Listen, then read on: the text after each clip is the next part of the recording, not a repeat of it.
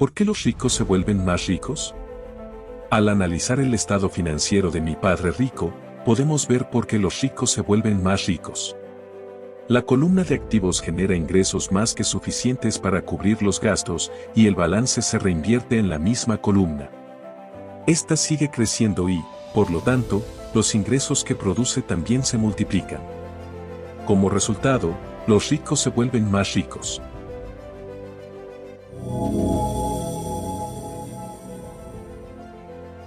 La búsqueda del sueño financiero se transforma en una pesadilla.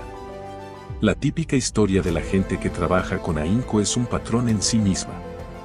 Las jóvenes parejas de felices recién casados con preparación académica se mudan a sus departamentitos rentados. Ya allí, descubren que están ahorrando porque son dos personas viviendo en el mismo lugar por una sola renta. El problema es que el departamento es pequeño y la pareja no tiene suficiente espacio.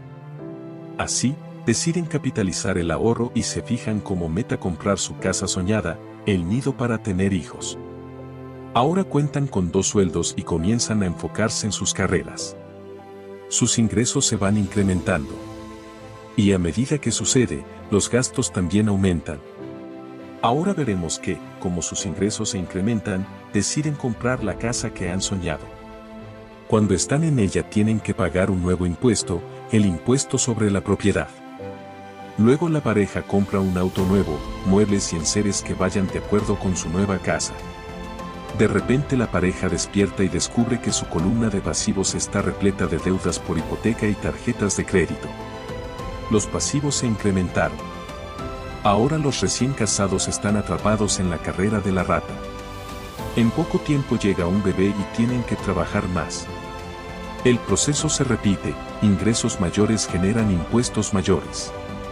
A este fenómeno se le conoce en inglés como bracket creep, y significa que el ingreso está sujeto a más impuestos, pero no necesariamente implica mayor poder adquisitivo. Luego llega una tarjeta de crédito por correo. La pareja la usa. La pone hasta el tope. Luego reciben la llamada de una empresa de préstamos, les dicen que su mayor activo, es decir, la casa que tienen, incrementó su valor. Debido a que el crédito de la pareja es bueno, la empresa les ofrece un préstamo para consolidación de deudas y les dice que lo más inteligente que pueden hacer es deshacerse de las deudas de mayor interés, por lo que deben saldar las deudas en tarjetas de crédito. Además, les explican, el interés sobre la casa implica una deducción de impuestos. La pareja toma el consejo y paga las deudas con altos intereses de las tarjetas. Ambos respiran aliviados porque las tarjetas están cubiertas. Ahora metieron la deuda del préstamo personal a la hipoteca. Los pagos bajan porque extendieron la deuda a 30 años. Parece ser lo más inteligente que se puede hacer. Entonces un vecino los invita a ir de compras porque hay un evento especial por el Día de los Caídos. La pareja promete que solo irá a ver, pero lleva la tarjeta de crédito, por si acaso. Estas personas se viven preguntando, ¿cómo hacer más dinero? Pero no alcanzan a ver que su verdadero problema está en la forma en que eligen gastar el dinero que sí tienen. Todo es consecuencia de su nula educación financiera y de que no conocen la diferencia entre un activo y un pasivo. Ahora explicaré la diferencia entre un activo y un pasivo. Un activo es algo que pone dinero en tu bolsillo. Un pasivo es algo que saca dinero de él. Básicamente, esto es todo lo que necesitas saber. Si quieres ser rico, necesitas pasarte la vida comprando activos. Si quieres ser pobre o pertenecer a la clase media, pásate la vida comprando pasivos. En el 80% de las familias, la historia financiera describe trabajo arduo por venir. Por desgracia, este esfuerzo será infructuoso porque esas mismas familias pasarán su vida comprando pasivos en lugar de activos. Debes conocer la diferencia entre un activo y un pasivo, y adquirir activos. Esto es lo único que necesitas saber si deseas ser rico. Es la única regla. La mayoría de la gente no tiene idea de cuán profunda e importante es, a pesar de lo absurdamente sencilla que suena. Casi todo mundo tiene problemas económicos porque no sabe cuál es la diferencia entre un activo y un pasivo. La gente rica adquiere activos. Los pobres y la clase media adquieren pasivos a los que consideran activos. Si te está gustando este video, dale like y suscríbete. También te invitamos a que te quedes hasta el final, pues revelaremos el método de Robert Kiyosaki para que no dependas más de un salario. Continuemos. Es importante también conocer qué es el flujo de efectivo. A continuación, sabrás la diferencia del flujo de efectivo entre una persona pobre, una persona de clase media y una persona rica. 1. Una persona pobre detonará su salario en gastos básicos como renta, transporte, ropa y comida, de manera que no les queda dinero para ahorrar. 2. Una persona de clase media destinará sus ingresos en impuestos, hipoteca, pago de colegiatura, mensualidad del auto, pago de tarjeta de crédito, entre otras. 3. Una persona rica va a hacer todo lo contrario, ya que no depende de un sueldo sino de otros ingresos que son activos como acciones, bonos, bienes raíces, etc., pero que al igual que todas las personas tiene gastos como hipoteca, tarjetas de crédito, préstamos personales. La diferencia es que sus activos son los que pagan esos gastos. Todo mundo tiene gastos diarios y necesita alimento, refugio y ropa. El flujo de efectivo es lo que cuenta la historia acerca de cómo las personas manejan su dinero. Millones de personas con preparación académica logran ejercer su profesión con éxito, pero más adelante siempre enfrentan problemas económicos. Trabajan con más ahínco, pero siguen estancadas. Y es que lo que hace falta en su educación no es el conocimiento sobre cómo hacer dinero, sino sobre cómo manejarlo. A esto se le llama aptitud financiera. Es lo que haces con el dinero en cuanto lo recibes, cómo evitas que otros te lo quiten, saber conservarlo por más tiempo y cómo hacer que trabaje intensamente para ti. Con frecuencia, en lugar de confiar en su sabiduría personal, en ese genio e inteligencia que radica en cada uno de nosotros, la gente solo imita a la multitud. Todos hacen las cosas porque ven a otros hacerlas, se conforman en lugar de cuestionarse. A veces repiten sin pensar lo que les han dicho siempre: diversifícate, tu casa es un activo, tu casa es tu mayor inversión, si te endeudas más puedes conseguir un beneficio fiscal, consigue un empleo seguro, no cometas errores, no corras riesgos.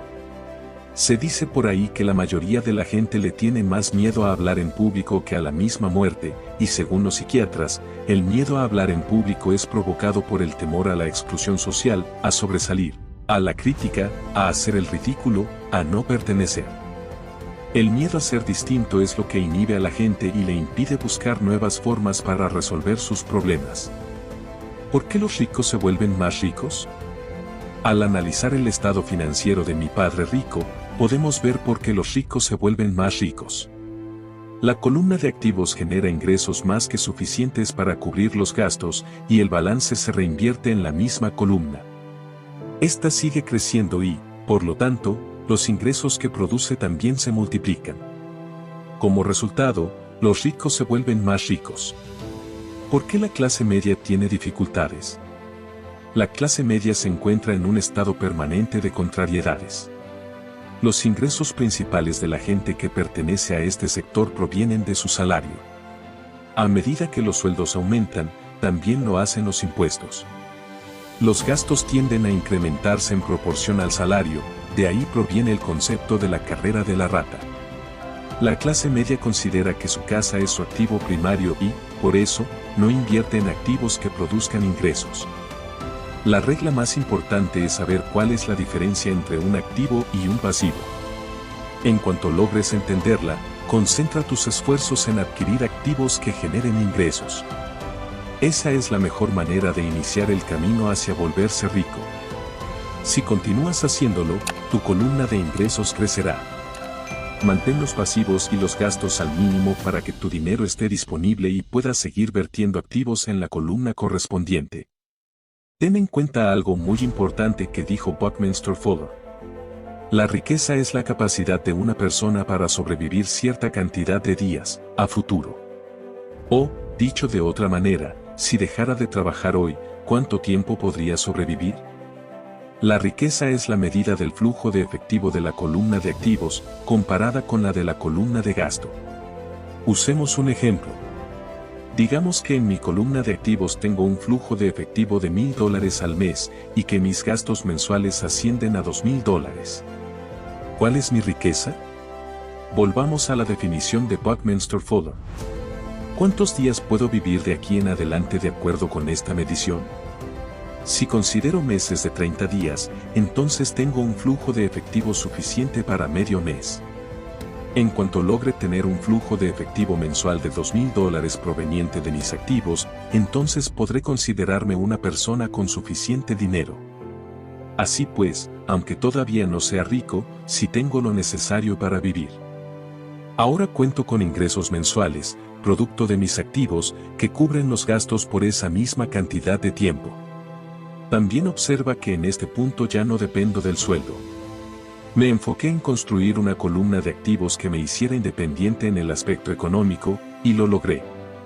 Si en este momento renunciara a mi trabajo, podría cubrir mis gastos mensuales con el flujo de efectivo que generan mis activos. Mi siguiente objetivo sería reinvertir el exceso de flujo de efectivo en la columna de activos. Entre más dinero va a esa columna, más crece esta. Asimismo, entre más crecen mis activos, más se incrementa el flujo de efectivo. Y, siempre y cuando mantenga mis gastos por debajo del flujo de efectivo proveniente de dichos activos, seguiré siendo más rico cada vez y obtendré más ingresos de fuentes que no tienen que ver con el trabajo físico que desarrollo todos los días.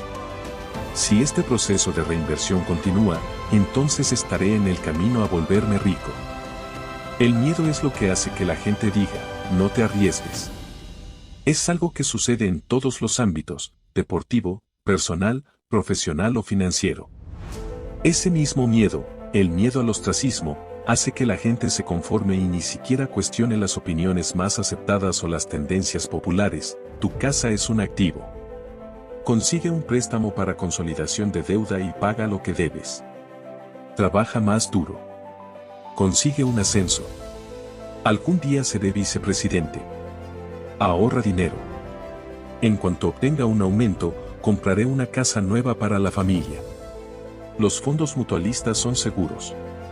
Y por desgracia, muchos problemas financieros surgen porque la gente siempre quiere estar al mismo nivel que los vecinos. A veces, lo único que necesitamos hacer es mirarnos al espejo y escuchar a nuestra sabiduría interior en lugar de a nuestros temores. Hasta la fecha, la gente continúa cuestionándome respecto a mi noción de que una casa no es un activo. Sé que para muchas personas una casa representa la mayor inversión de su vida y un sueño personal. Y sé que, naturalmente, ser el propietario de tu propia casa es mejor que no tener nada. Pero solo trato de ofrecer una alternativa a este dogma tan arraigado. Si mi esposa y yo fuéramos a comprar una casa más grande y ostentosa, sabríamos que no podríamos considerarla un activo. Sería un pasivo porque nos obligaría a dejar que saliera dinero de nuestros bolsillos. Las mayores pérdidas son las que se producen por dejar pasar oportunidades. Si tienes todo tu dinero vinculado a tu casa, tal vez te verás forzado a trabajar más porque tu capital continuará agrandando la columna de gastos en lugar de añadirse a la de activos, es decir, el clásico patrón de flujo de efectivo de la clase media. Si una pareja joven colocara más dinero en su columna de activos desde un principio, los años de vejez les serían menos difíciles. Para entonces, los activos habrían crecido y estarían disponibles para cubrir gastos. Con mucha frecuencia, la casa en que uno habita solo sirve como un vehículo para solicitar un préstamo hipotecario para pagar los gastos que se van acumulando. En resumen, tomar la decisión de poseer una casa demasiado costosa en lugar de comenzar un portafolio de inversiones, tiene sobre el individuo un impacto que se manifiesta en, por lo menos, las tres maneras siguientes. 1. Pérdida de tiempo, tiempo en que otros activos pudieron aumentar de valor. 2. Pérdida de capital adicional, que pudo invertirse en lugar de usarlo para pagar los altos costos de mantenimiento que están relacionados directamente con la casa. 3. Pérdida de educación. Con frecuencia, la gente incluye su casa, sus ahorros y sus planes de retiro en la columna de activos. Como no tiene dinero para invertir, sencillamente no lo hace. A pesar de todo, lo anterior no significa que no debas comprar una casa. Lo que quiero decir es que debes entender la diferencia entre un activo y un pasivo. Si yo quiero una casa más grande, entonces primero debo adquirir activos que generen el flujo de efectivo para pagarla. Si te gustó el contenido de este video, no olvides darle al botón de suscribirte y activar la campanita. Aplica estos consejos para que tengas éxitos en tu camino para construir riqueza. Hasta la próxima.